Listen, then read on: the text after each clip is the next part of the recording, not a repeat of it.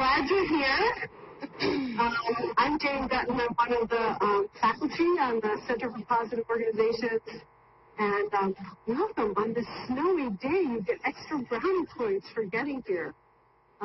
We are very excited about this series that we've had. But before I go into introducing Laura Morgan Roberts, who's our speaker today, I wanted to thank the Joneses who had to leave because they live on the west side of the state and they have actually a snow warning, a superstorm warning or something like that. So they came and met Laura, turned around and went back to the other side. But we thank them in their absence for continuing to provide financial support for this. It's really wonderful. And I want to do a shout out to the people who are dialing in or watching us live as we're live streaming this. I know last time we did this, there were 20 people together in the hospital system that were watching this. So welcome. We're glad you're here as well. I wanted to say one thing about the center. For those of you who are not familiar with the center, I have actually come up with a 4H way of describing what the Center for Positive Organizations do. So just bear with me as I go through my 4 H's. First H, we are a hub for research on positive organizational scholarship. We're also, second H, a home for students engaged in how to bring POS to work organizations in ways that cultivate both individual and collective flourishing.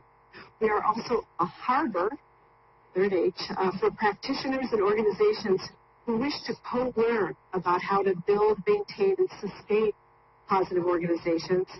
And the fourth H is we are a hatchery. A hatchery for POS tools that are intended to unlock resources and inspire positive individual and collective action. So we designed this Positive Link series as a way to highlight, sort of give you in some sense a best hits from a book that Gretchen Spreitzer and I co-edited on how to be a positive leader. And we've been sort of selectively going through different sections of the book to try to give you very concrete tools and perspectives about how to use small actions to make big change happen in organizations. I also wanted to, I wanted to remember to do this. The last couple of times this has worked well as a strategy. One of the chapters of the book is dedicated to this idea of building high-quality connections. And even though Laura's going to try to take us through an interactive session, what I'd like to challenge you to do is to take 30 seconds to build a high-quality connection to one person that you're sitting here. And then I'm going to rudely interrupt that connection, just so I'm going to warn you, so that I can introduce Laura. But for now, take that 30-second challenge and build a high-quality connection to someone sitting next to you. Go.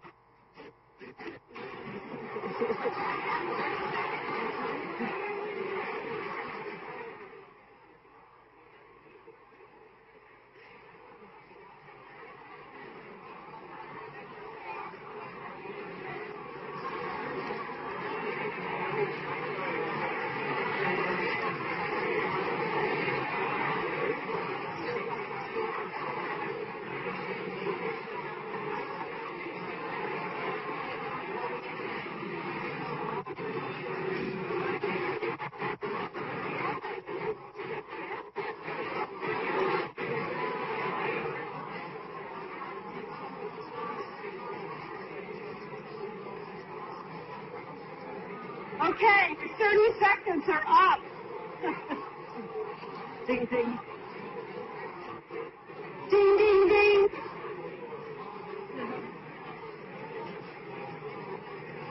Ding, ding. Okay. Great job. Great job.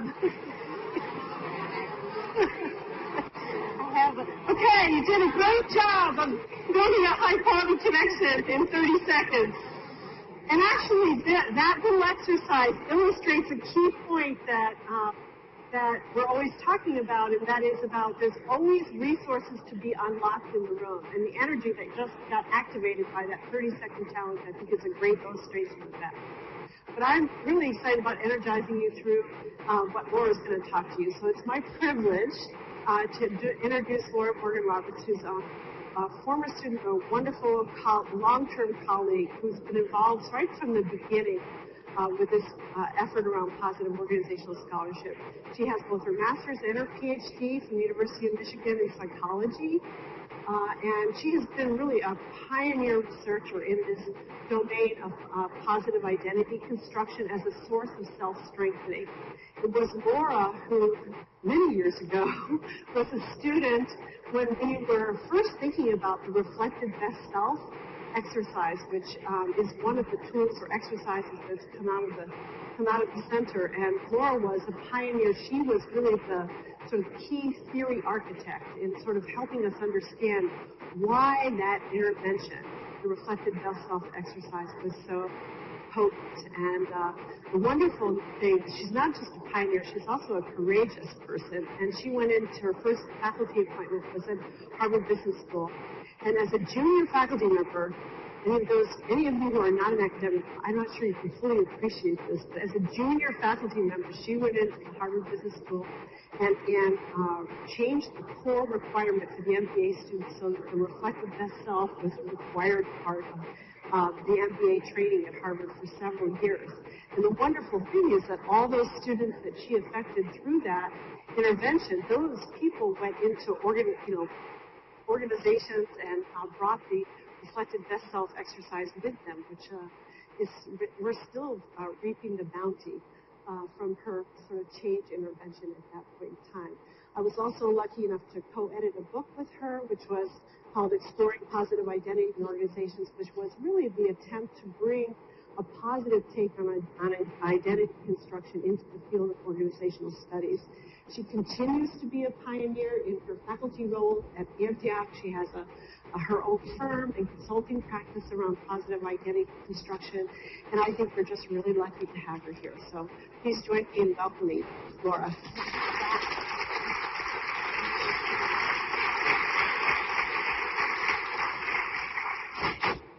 Well, I am very, very lucky to be here, and as you heard, I was hatched here.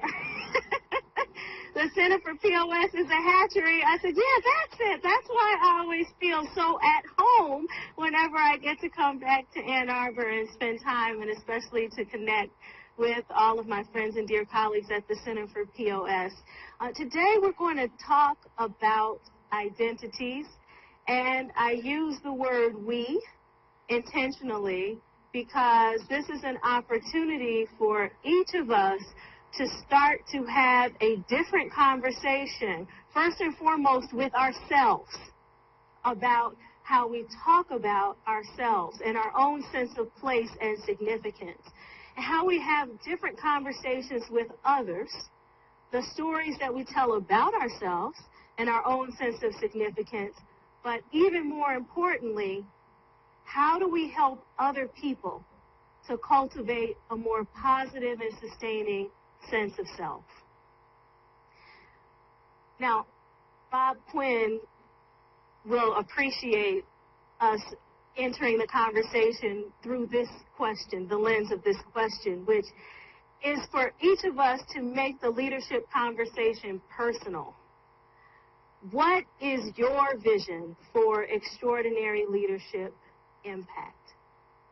So I could get up and talk to you for 45 minutes about what I think leadership should be. But at the end of the day, in order to make a connection between positive identities and positive leadership, the leadership vision itself has to be personal. And it connects in some way to your source of inspiration. And your source of inspiration for leadership and action comes from who you are, how you see yourself, and the results that you wish to create or contribute. Now, each of us has a different pathway toward extraordinary leadership impact. But the pathway starts with the same foundation. And that foundation is self-leadership. So too often we enter into leadership conversations with a focus on how we can inspire and motivate, influence, perhaps sometimes manipulate other people, change social systems, influence other people on a one-on-one level. without first doing the work of trying to understand how we can reframe and change our own thoughts, our own patterns of behavior, and then use that purposeful engagement as a platform for bringing out the best in others and creating social contexts that can do the same. So I want you to pause for a minute and have a reality check. Are you bringing your best self to work every day? The vast majority of the people in this room, if we're anything like the millions and millions of people who have been surveyed along these lines, 4 out of 5 people would say, no, I'm not bringing my best self to work every day. Why is that? Well, it depends on who you ask. When you ask managers and you ask supervisors, what's happening in your organization? Why are 4 out of 5 employees not bringing their best selves to work every day? They would attribute it to motivation. And oftentimes, and maybe this comes from my experience in teaching in business schools and teaching MBAs in particular, we tend to think that there's some magic formula around incentives. If I could just figure out how to give somebody the right extrinsic reward, maybe that'll motivate them to bring their best self. But that conversation usually doesn't tap into the first question about your vision for extraordinary leadership impact. What comes from within? What is your source of inspiration? And here's where the disconnect often occurs. That the individual who is experiencing disengagement would say, well, actually I am motivated and I would like to contribute more. But it just seems like every time I try to bring my best self, things keep happening that shut that down. So these two conversations are crossing each other and not finding the meeting in the middle. And what's the result? Active disengagement. A considerable component of organizations are engaging in these kinds of behaviors. Now, I won't ask anybody to raise their hand or have true confessions right now, but I'm sure we've all had our days where we dreaded going to work, would say we had more negative than positive interactions. For those of us who are faculty, some are in this room, substitute customers for students. Have you ever had a day where maybe you didn't bring out the best in your students because of the way that you were feeling about your own level of engagement and contribution in the work that you were doing? Now, this is the effect, not the cause, right? So what we want to talk about today is the cause. The cause of a paradox of 21st century leadership. And here's a paradox, and it's almost Seussical. By that I mean Dr. Seuss, Seussical, like so ridiculous that these two things could be happening at the same time, and yet they reflect the reality of organizational life, that people could be simultaneously overextended and underutilized at the same time. Everybody feels like they're working really, really hard, but far too few people feel that they are making valuable and significant contributions. They feel like they have more that they could bring and offer that would really matter to somebody, that would really matter to them, that would really matter to the world. But that aspect of their identity is not being engaged in the context of their work. So what do? These are the burning questions that have guided my work in this area, and some of the most exciting and generative collaborations, which, as I mentioned, many of which were hatched right here at the University of Michigan several years ago. So the overarching question here that we'll take up today is, how can we intentionally co-create distinctive experiences of best self-engagement? We're talking about something special. This is not your run-of-the-mill, day-to-day experience of organizational life, and it's not something that happens in a bubble. It's a process of co-creation. How can we do that in a way that embodies qualities and characteristics that we value and appreciate in ourselves and others so that we can serve the world through our creative contributions? What's the shorthand here? shorthand for that long question. How can we co-create the conditions in which best selves thrive and flourish? So before moving on, I want to recognize so many of the individuals who have helped me in co-creating these conditions of thriving and flourishing. These are many of my research collaborators, most of my research collaborators. If I didn't know anyone on the slide, let me move past quickly before. No, but seriously, this work comes from many different conversations, research projects, field research, surveys of the literature and theory papers that have been developed, all in trying to understand more about this question of how best selves can flourish. Now, this is an identity conversation, okay? So how does identity tie into this broader discussion around engagement and best selves? Well, as Jane mentioned, we've worked extensively with an exercise, an intervention, the Reflected Best Self exercise, with a number of accomplished and emerging leaders globally, and had thousands of discussions about what it means for people to be at their best. And the best self emerges in a common set of converging experiences in these three spheres, that an individual is giving from a position of strength. And they're doing so in a way that increases an experience of vitality and that creates value. Why distinguish between the two? The vitality experience is around your own experience of feeling more alive and present and fully there. So you're giving from a position of strength, and it's energizing you. It's also edifying to others, and that's why the value creation dimension is particularly important.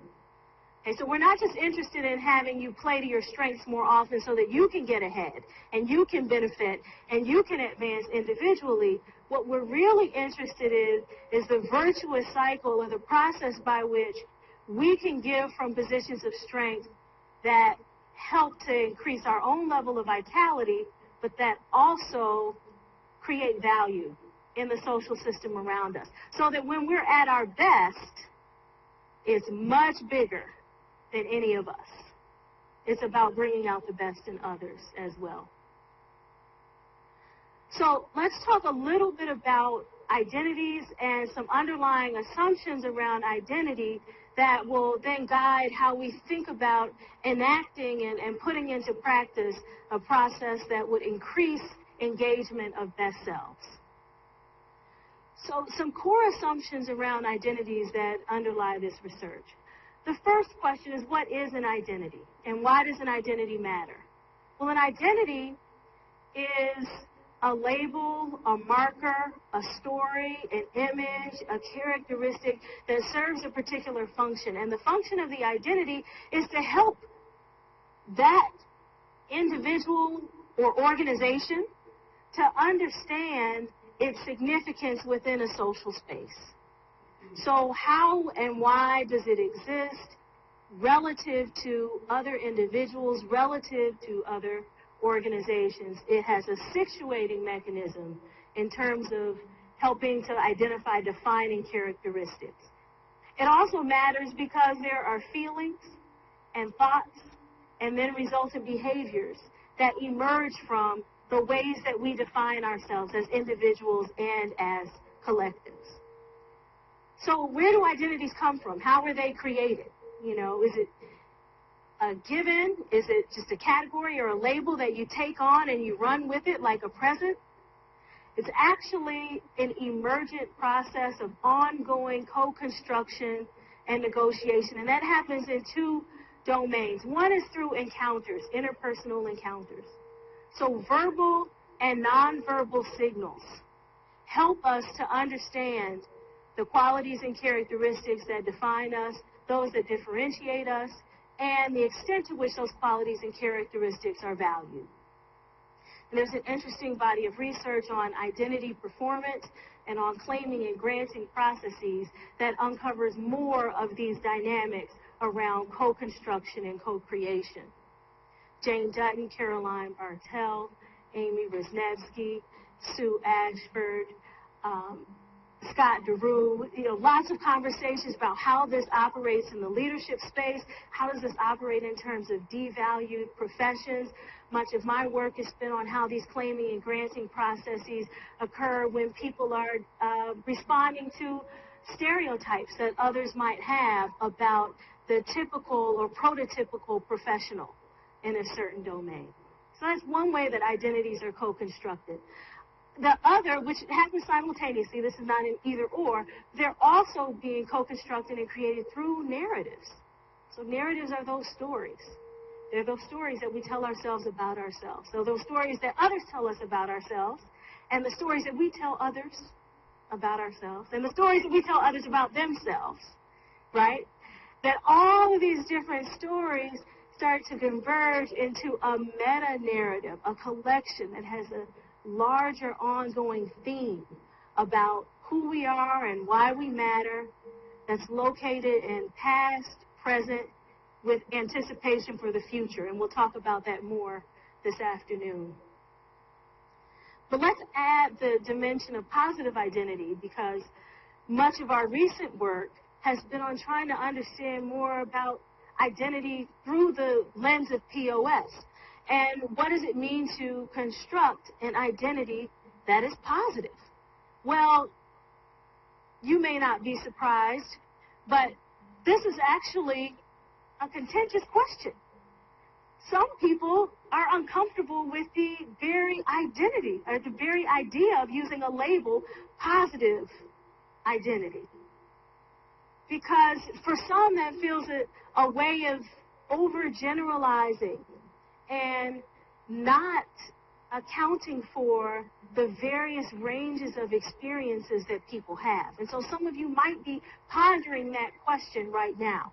Let me tell you a couple of things. It's just fundamental assumptions around the conversation, and then we can sort of move through what are the contours around positive identity construction, and how does that speak to your own experiences as connected to leadership and cultivating more positive identities.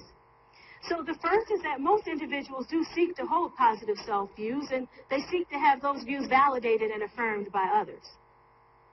And the second is that people will engage, sometimes proactively, sometimes reactively, but that people engage in an ongoing process of redefining those personal and collective identities so that they can increase that level of significance and affirmation and validation in some way.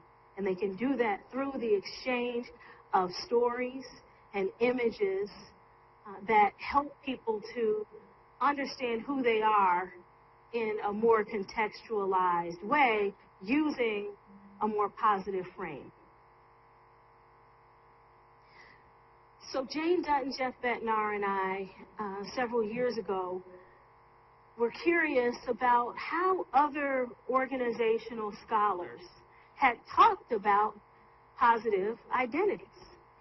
And what were the different sources of positivity that were used as a basis for characterizing an individual's identity, particularly as it connected to work, as being valuable or desirable in some way. Okay? And from that emerged the GIVE model of positive identity. And you'll remember a few slides ago, we said that we G-I-V-E, give from a position of strength when we're at our best. So what does that mean, to give from a position of strength? Well, here are 4 possible ways that people construct positive identities at work. We also open up the possibility that there could be others, but these were the 4 most prominent ways that have emerged through the organizational research. The first G stands for growing. So I experience myself as growing, developing, evolving in a positive way. That could mean I experience myself as maturing. That could mean I experience myself as adapting in a way that's positive, but I have a sense of positive evolution and progress. So the G is for growing. The I is for integrated. So I feel that there are different parts of my complex identity that work together to fuel my own actions. So the various sources of my identity provide access to a broader range of perspectives and resources. And I therefore view them as assets and see how they can build upon one another rather than emphasizing the conflict that I might be experiencing as a result. So I was giving a keynote a few weeks ago to a group of women in higher education, and I got to the slide and I was thinking about the integrated self, and I laughed to myself because right before I got up to give the speech, I was looking in my purse for a pen, and I found 2 pacifiers. So I do have an 18-month-old child. They're not my pacifiers. So I know what some of you are thinking. But there was a way in which, you know, I looked at that, and it was all of a sudden, it was a symbolization of sort of what we carry in our bags, and that each of us carry some bags. So then it was an opportunity for me in that moment to use that identity as a way to deepen a connection and to use it for a teaching moment rather than to feel like it was a source of shame or something that I needed to hide. So you may be wondering, well, what's in my purse today? Today it's a Halloween toy, but I figured if I did that trick every single time I went out somewhere, I have a 6-year-old and an 18-month-old, I can probably carry on that part of the integrated self for quite a while. But metaphorically, we each bring different aspects of ourselves into the room. And how do we draw upon or engage those aspects of ourselves from a source of strength? Okay? The third is virtuous. The virtue dimension focuses on the character strengths and abilities that we bring. Okay? It's not about taking on a label of sort of piety, per se, but it's about the values in action. Character strengths that help to make a positive difference in the world around us. Courage, curiosity, patience, temperance. You know, Chris Peterson and Marty Seligman's work on the Values in Action Inventory provides a full assessment. And I would encourage each of you to go online and take that Strengths in Action Inventory so that you can have more language to talk about your virtuous self and what are the character strengths that form a basis for your identity. Esteemed is the fourth dimension of positive identity. Now, this dimension actually gets a fair amount of attention in organizational research. I have a little bit of cynicism about this dimension. And the reason is that much of the research around the esteemed dimension of positive identity, it sort of talks about positive identity from the vantage point of a zero-sum game. You know what I mean? It's for my identity to be more positive, I have to make a downward social comparison. Downward social comparison means if I'm feeling anxious and insecure and nervous, then I look around the room and I think, well, gee, I'm better off than those. At least I'm not that bad. And then all of a sudden I feel better about myself. Well, that doesn't feel like a generative basis of self-worth. You know, but yet people have written extensively about that as a common human practice. So in some respects, when we talk about the give model of positive identity and the esteem dimension, we may even need to override some of our typical ego-seeking behaviors that would lead us to disaffirm other people rather than trying to find ways to develop a mutual basis of esteem and regard and worth.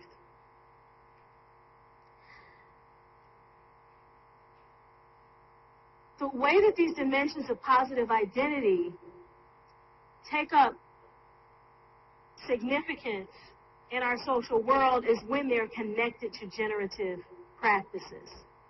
So see, there's the person I am in my head, and then there's the person that I put into practice. And those two people are not always the same. When they are, then we're at our best and we're experiencing the vitality and the value creation, assuming the person I am in my head is actually a good person. But let's assume that the person I am in my head is very compassionate. It's very thoughtful, very caring. Here's my true confession for the day.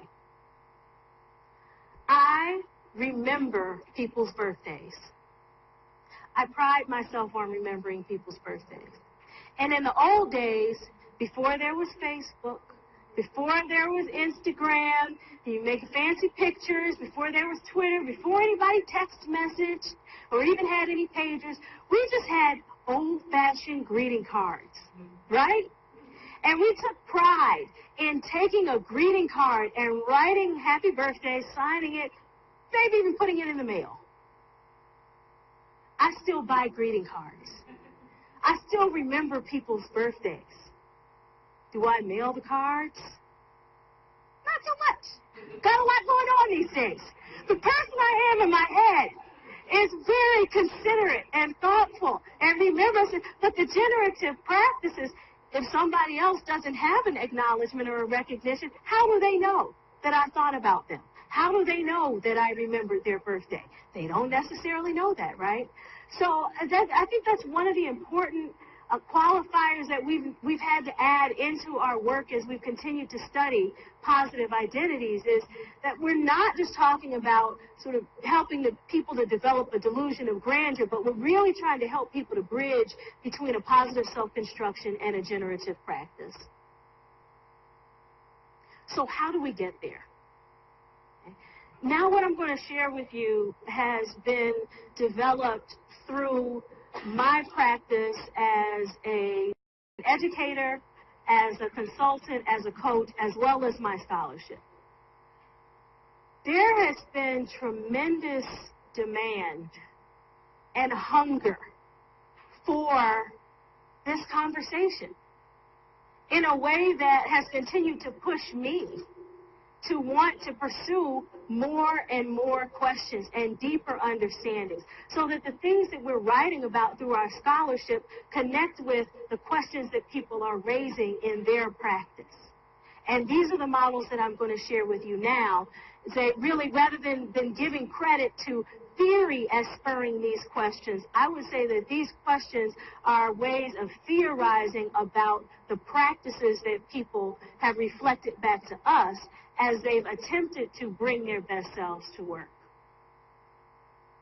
The first is the idea that people have a meta-narrative or a big, broad story about where they are on their alignment quest, which is my shorthand for their journey toward best self-actualization, the journey toward becoming their best selves. Okay, and that these narratives are important. They feature storylines of best self-actualization. They establish a point of reference where people are checking sort of where they are in their life right now to where they think they should be, where they think they could be, and where they have been. They're also anticipating where they could go, how they could be, who they may become in the future. All in this storyline about bringing their best self to work every day. It's not a simple question. It's a very complex question that triggers people's rationale and explanations about where they are, what they're doing, and why they're doing it. And that answer, that response, is embedded in these narratives. So we frame best self-actualization as an ongoing process of emergence, which involves cultivating positive identities and embodying those generative practices. So the first narrative around best self-actualization is the rising star narrative. Now, this is the narrative of positive identity that we often project onto other people. Okay, it may not be something that you would own for yourself. You might not be walking around today saying, I'm a rising star, I'm a rising star, because that would be kind of obnoxious, right? But we use that language, that parlance and culture, so it becomes a cultural referent about, we think about ourselves, oh, if that person's a rising star, if that person's an up-and-coming star, and they've done all of these things, look how many publications they've got. Look how quickly they got promoted. Look how many leadership positions they've already taken on, right? So the rising star can be inspiring. This is Gabby Douglas. She's an Olympic gymnast. She won gold. She was 15 or 16 years old. 4 years before, she was watching the Olympics on TV with her mother. She didn't have any elite gymnast training. She was watching, and she told her mother, if I could work with that coach, I can do the same things that those girls are doing. She believed that about herself at 11 years old. Can we say that we believe that about our own potential for where we are right now? At a later life stage, we'll come back to the rising star in a bit, but at a later life stage, when we really think about the best self narrative that's most sustaining and that's most generative, it's the narrative that has the tagline, the best is yet to come. It's infused with that sense of hope that no matter where we are, the best is yet to come. So when I was talking to the Joneses today, and we were having a conversation about this afternoon, and Mr. Jones said, one of my favorite quotes is that, no matter where you are in life, your future is always bigger than your past. I think that really ties into this notion that I'm part of a never-ending process of becoming, which is characterized by some peaks and valleys. So it's not sort of that linear projection of the rising star, like, oh, they hit it, they're great, and now we're just going to watch them shoot to the top. But it's an ownership of a holistic journey. In our Positive Identities book, Sally Maitlis wrote a lovely chapter about sense-making and growth for musicians who had had career-ending injuries, how they re-narrated and recrafted themselves. And the extent to which those narratives were infused with a level of hope is tremendous. I know some of you may be thinking, this sounds a lot like Oprah, so I thought I'd just go ahead and give you some. But this is Oprah Live Your Best Life Tour, which is ongoing now. So at this stage in her career, when one would think she's accomplished so much, for her to now say that my next move is to really start to share my story, to share my narrative with others, to let others know that I've had some peaks, I've had some valleys, I've had some challenges, I believe that the best is yet to come, is significant in terms of claiming that degree of or measure of vulnerability when she doesn't have to. But the reason that's important is the second part of this narrative, which is strengthening and empowering, and it's the notion that the journey is bigger than me. So my identity, hopes, and dreams enable me to engage my best self. But by extension, I'm co-creating the conditions for others to do the same. And so this is Oprah in a huge arena. Yeah, I was there. I took this picture with my smartphone. And, physically giving people lights as a way of symbolizing the fact that, I'm owning my story, I'm claiming my story, and now I want you to own your truth and claim your truth as well. And that is a process of leadership. But that's special, right? What are some of the other narratives around best self-emergence? Well, there's the fantasy. And I say that from a critical standpoint.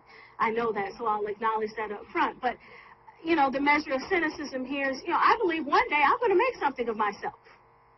Yet, my dreams aren't grounded in life choices that are promoting best self-actualization. So it's not like I'm all talk about who I'm becoming, but I'm not making the critical choices or doing the hard work to continue to move and grow and develop in that journey.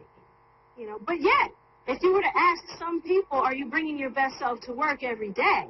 The difference between who you are in your head and what your practice is can manifest in those narratives also. But the fourth narrative is probably one of the more tragic. narratives around best self-actualization. This is where we really get into the contours. So to ask the questions about cultivating positive identities means that we really have to understand the totality of the experience, the highs and the lows, the challenges, and some of the successes. So the shooting star is filled with anticipation and hope, but sometimes shooting stars, or rising stars, can become shooting stars, which means they shoot up really fast and then they dissolve and sprinkle out into space. And so surprisingly, when I've heard from people about their reflections in completing the Reflected Best Self exercise, there's always a significant contingent of individuals who will say, this is an emotionally complicated experience for me, to think about my best self, to talk about my best self. It's painful for me to remember times in my life when I was at my best, because I feel like those days are behind me. And that's not an age-specific narrative, actually. I've heard more college students say that by junior year in college, they feel like their best days were behind them. What's happening in their college experience? That they would feel that high school was the high time, the high point of their life, right? And that it's like downhill from here. And what does that mean for us in terms of creating the kinds of interventions and infusions that will help them to be able to narrate their lives in terms of seasons and highs and lows, but always in a process of continual growth? I include this picture here as a reference point, one as an exemplar of the shooting star narrative on 3 levels. One is on the community level. So this is a picture of the home at 2300 Jackson Street in Gary, Indiana.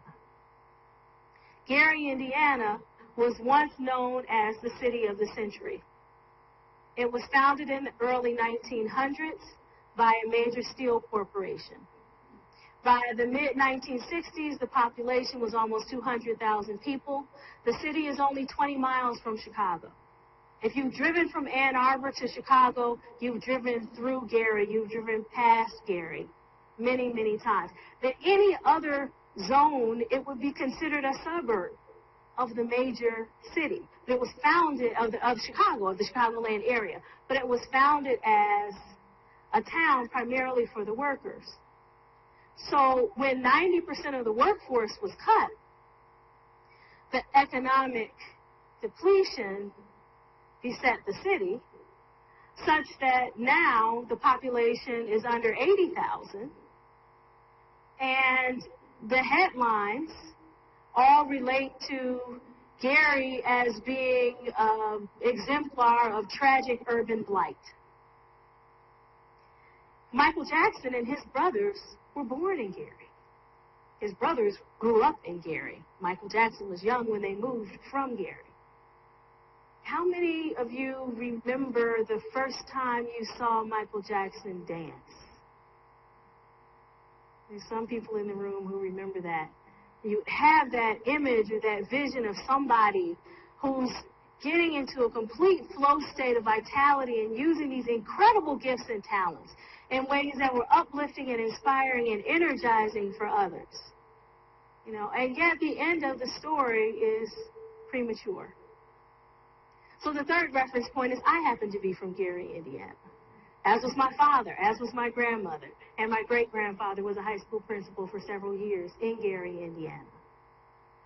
So how could I come from this place, with this being the overarching narrative about this place, and yet personally be filled and infused with narratives of positive identity construction and best self-actualization all along the way? Does the context have to define where we are and how we think about ourselves? And to what extent do our individual identities start to reframe and reshape the context itself? How do we move from a place of best self-engagement to a place of best self-disengagement? Much of the literature uses the language or the framework of identity threat. But here, I'm going to use the language of identity theft, okay? So identity theft is when we're being distracted, we're being devalued, we're being deceived in encounters to think about our weaknesses, our shortcomings, and to ignore our strengths.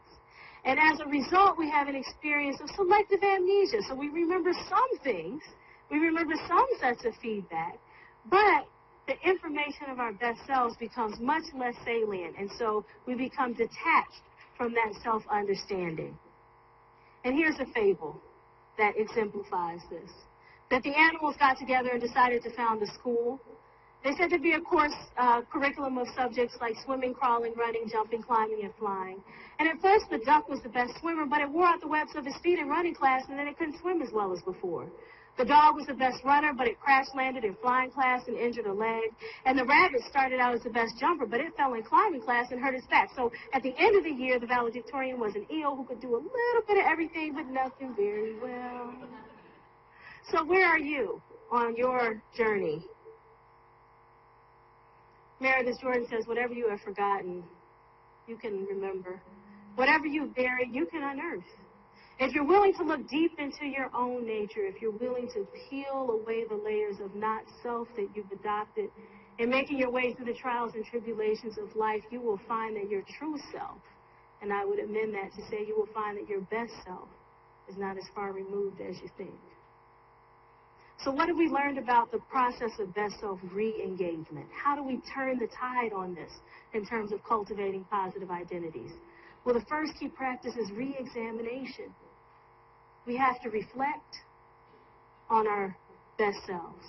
We have to re-examine the moments when we acted from positions of strength. We have to re-narrate ourselves, start to tell different stories about who we are, our place in the world, and a sense of possibility for where we can go, and then recommit to growing and developing in that process.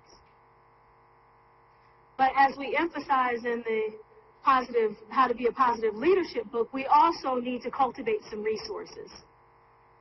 The good news is that many of these resources come from within. So from understanding more about our sources of strength, we experience positive emotions, we increase our own sense of agency and optimism and hope, and that positions us to see more possibilities. That positions us to build stronger relationships. That positions us to co-create new opportunities to generate or access financial and physical capital as well. And that results in best self-engagement. So there's one more dimension that I want to emphasize. A few of you may be wondering about just where do you go in terms of putting your best self-understanding into practice and application? So let's talk a bit about application in two respects. The first is making critical choices. Small steps, but one choice at a time that can affirm best self-engagement. And this contribution matrix draws upon three key themes in POS research that help us to understand when and how people make valuable contributions. So the questions that you should ask yourself around whether you'll be able to bring your best self to work every day. Well, do I have the capability? Am I in the right role where I can act from a position of strength? Second, am I committed? Do I have passion and a sense of purpose? Am I aligned with the values and beliefs? And the third is capacity. Am I overextended such that I'm trying to do so much that I don't even have the energy available to be able to channel my best self and make an important contribution? And you have that information on your handout, so I'm not going to read that all out loud. You actually have a handout packet that gives a lot of these details. But I want to highlight one more piece, and that's about bringing out the best in others. And to do that, to use this framework or the language that you'll hear a lot through the center, which is the language of positive deviance. And it's so powerful because positive deviance stand out from the norm through using skills and ideas that are difficult to imitate or replace and that strengthen people in social systems. And I want to talk about a positive deviant that I highlighted in my chapter in the book on cultivating positive identities. So this woman is Antoinette Tuff. And the Washington Post columnist says, "Are you listening to her, America? Her 911 call. Listen to the whole thing. It's riveting. It's a portrait of poise, compassion, and selflessness. She was exactly what America is forgetting to be." So what happened?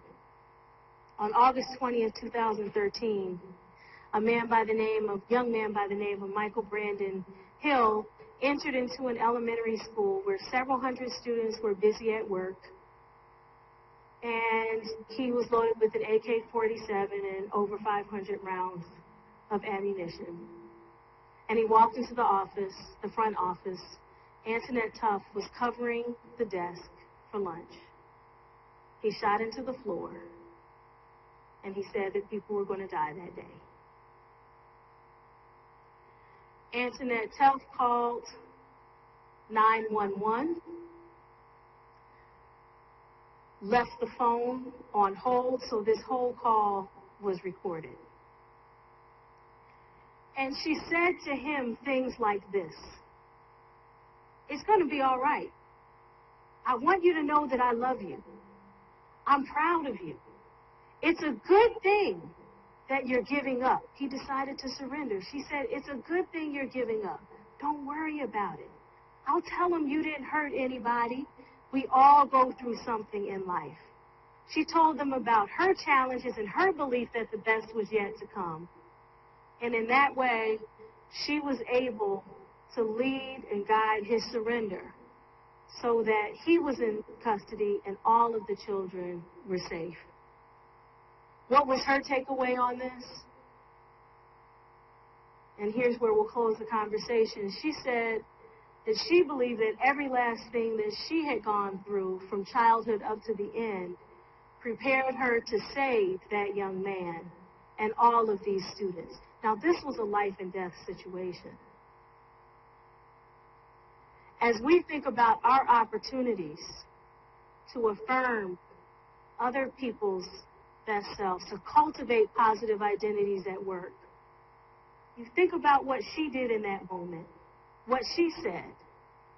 What might you do differently the next time you have an encounter with somebody who brings a toxic energy or atmosphere towards you and is clearly crying out for a need for more affirmation? So what we're going to do to close is to have you turn to your partner, one or two people at the table to sort of create a partner.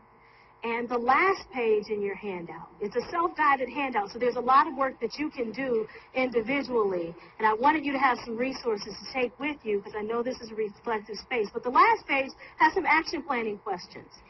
And I just want you to pick one action item that you can take to bring your best self more often and to bring out the best in others based on what we've talked about today. And share that with your neighbor. So you can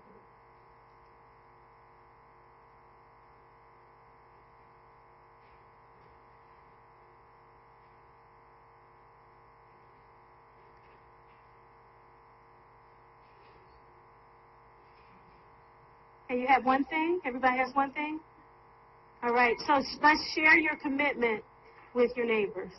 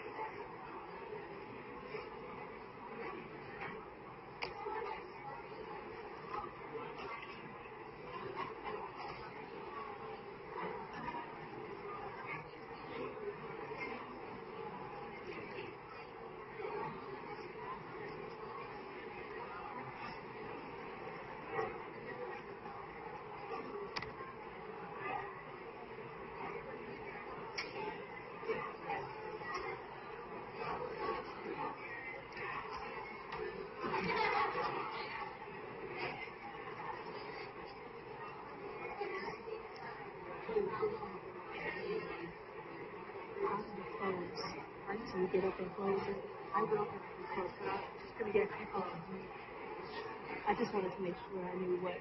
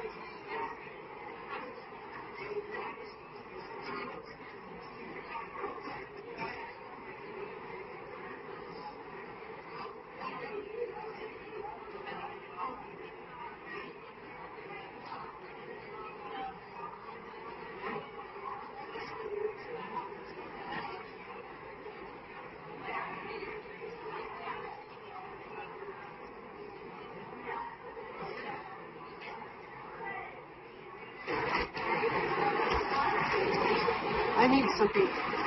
Okay, everybody. I'm interrupting you again.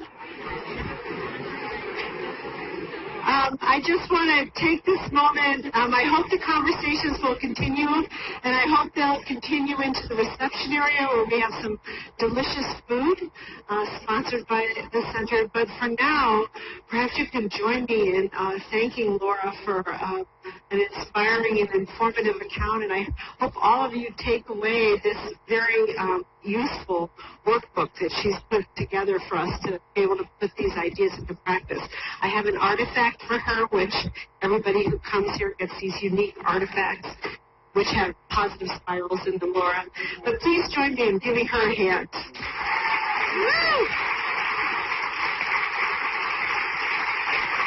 Thank you.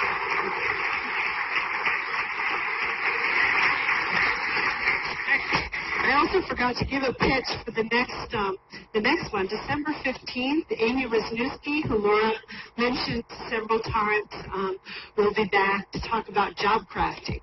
So we hope you'll join us for the next Positive Links, and go home safely after you eat and drink.